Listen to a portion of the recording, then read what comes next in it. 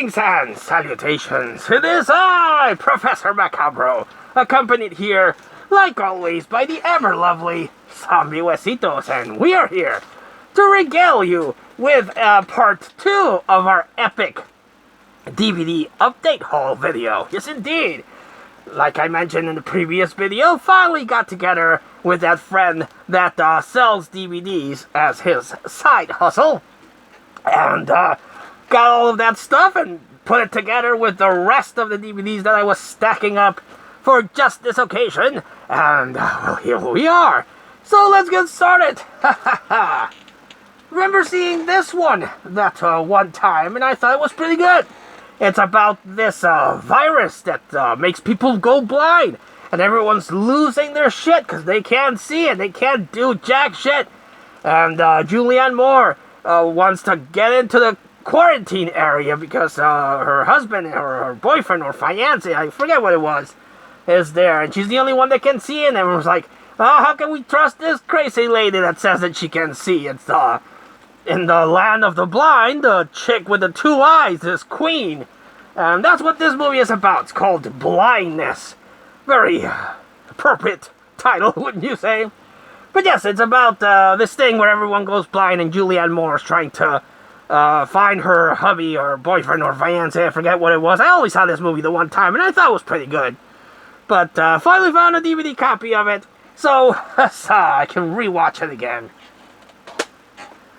Next up, Blind Buy. I have not seen this one, and it's still sealed. It's called Tony, from the writer of Rustum, which I don't think I've ever seen. But yes, it's Tony. Tony Montana? No, I don't think so. But, yeah, no idea what this one is about. But the cover looks cool. It's about 4 friends that encounter some monsters or something. 1 serial killer, 2 corrupt cops, 1 confession. We shall see what this one is about. Picked up this one, another blind buy. Strangers Beware. It's mating season in Crackleton. Small Town Folk is the name of this flick. So, I don't know anything about it. It says, imagine if Terry Gilliam took acid and wrote a horror script. Sold me on that. So I want to see this one and see what it's about. Picked up this one. Island of the Dead. I don't know if it's about zombies. Has like this fly thing. And, I don't know what it might be about, but it has Malcolm McDowell on the cover there, so might be good, it might not be, we shall see. Picked up this one. I don't remember, and I apologize, I am most notorious for my terrible memory, but I don't remember who among the community did a review of this, and I even commented, I'm thoroughly surprised that this got a sequel. Unfortunately, it's one of those situations where it's a sequel, it has the 2 on the title, but it's actually a prequel, and I freaking hate that. How could it be a sequel with the number 2, but it's a prequel? That's just stupid. Call it Rise of the Zombies 0, or Rise of the Zombies the Beginning, or Rise of the Zombies -1. Don't put the 2 on the title if it's not a sequel. It annoys me. It affects my brain. I'm like, do I put it after 1, but it's a prequel, but now it says 2-1. Very annoying.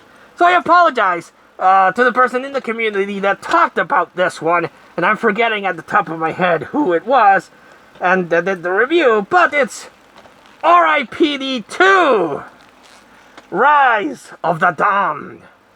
But this is, again, a prequel, not a sequel to R.I.P.D., which was basically a rip-off of Men in Black, but with ghosts, starring Ryan Reynolds.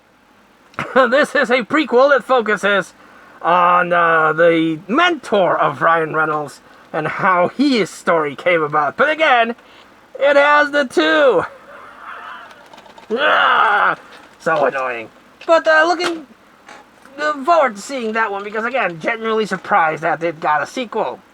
Then from Cameron Romero's Staunton, what is that called? Staunton Hill? I don't remember seeing this one, but again, looks cool, so I decided to pick it up. Yes, indeed.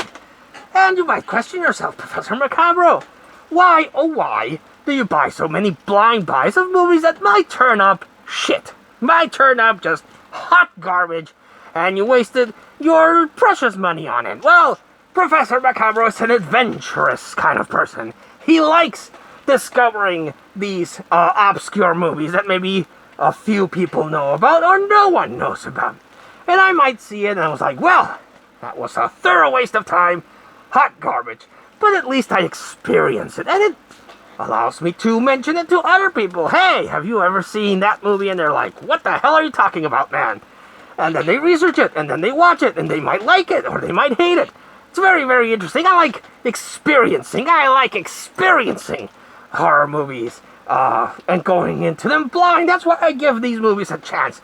Because most of these movies that I buy, you might not find streaming. You might just randomly discover them on physical media, and I'm all for that. Such is the case with this one. My Little Eye. I spy with my little eye an eyeball cover. Yes, indeed. And this one really sounds interesting. Again, I'm pretty sure I saw someone in the community pick this up and mention the plot, and it stuck in my brain, and when I came across it, I, of course, picked it up. It says, the back, that it's a story about this reality show, where they get 5 people to survive however long they have to survive in the reality show, and then, they're being preyed upon. So, like, think about, like, what happened in Halloween Resurrection, but, done differently, and hopefully better. But yes, it's a reality show horror movie that you don't see that much when this came out. So yes, really, really curious to check this one out. Indeed. And this one, pick this one up, blind buy, but it's Sue Hark's Vampire Hunters. And anything that combines vampires with potential martial arts is up my valley. Yes, indeed. Again, will this be good? I won't know until I see it, but I own it, and I can watch it and talk about it when I eventually do see it. So, yes. Even something like Robo-Vampire is thoroughly ridiculous and poorly made, and they use RoboCop when the thing doesn't even look like RoboCop, but mixing these things that don't go together, like robots and vampires, or vampires and martial artists, is very curious and interesting to me. So happy to have bought this thing that might be good. Might not be. We shall see. Oh, come on. I just need the one. Don't stick. This is a repurchase. This is a movie that I was fortunate enough to talk about with Half Cheetah Will View. We did a episode of his series, and we talked about it, and I saw it, and I liked it, and I own it. Unfortunately, when I did that episode, I couldn't find my DVD copy. But I am 100%, almost 50%, getting closer, sure that it didn't come with a slipcover. But I found this one cheap. It's high voltage with a slipcover, and this thing is still sealed. My copy was secondhand, so it's not sealed. It's already open and viewed. But this one is still sealed with the slip, and I'm like, hell, I'm not gonna pass up getting a high voltage sealed with the slip. So I picked it up, bought it for $1. Well, worth it, I would say. That's a really good movie. If you haven't seen High Voltage, highly recommend it. And highly recommend you catch the episode of Half Cheetah Will View, where we talk about it. Yes, indeed. And the last one is, this one is one that I bought, and I hope I don't already own, because there's a couple of movies that after the success of The Descent that came out and kind of have a similar vibe and similar cover, because there's The Descent, and then there was The Cave. And I know I own The Cave twice, because one is full screen and the other's widescreen. And I have one that's that the cover's like a dinosaur, and it has people going down a cave. The Dinosaur Project, is that what that one was called? And this one's another one called The Cavern. Totally different. Not the same as The Cave or The Descent. Yes, indeed. For a moment I thought this was the Asylum version of The Cave, which in turn was a different version of The Descent. But this one is different because it has a skull-looking thing on the cover. Yes, indeed. So, I really hope I don't own this one already. But I checked on my Excel sheet and it's not there, so The Cave is, but not The Cavern. So, I don't know. When you get to the point where you have as many movies as I have, it gets a bit chaotic remembering what you have, what you don't have, and what is just a different re-release. I've mentioned this before. But yes, this looks like a bunch of people go exploring into a cave and shit hits the fan and now they have to survive against themselves and monsters. So I'm hoping this is good, but I was definitely sure when I bought it from that friend that this was the Asylum versions of The Descent or The Cave. Yes, indeed. I'm trying to keep these as short as I can, so I'm only doing 10 to 11. So I expect more videos coming soon. But until we see you all again next time, I almost forgot to recommend the highlight. And I'm going to go with High Voltage. Yes, indeed. I recommend this one. It's a really good, and again, check out that episode that your dear pal Professor Macabro did with Have Cheetah Will View. But I'm recommending High Voltage for this episode of the DVD haul.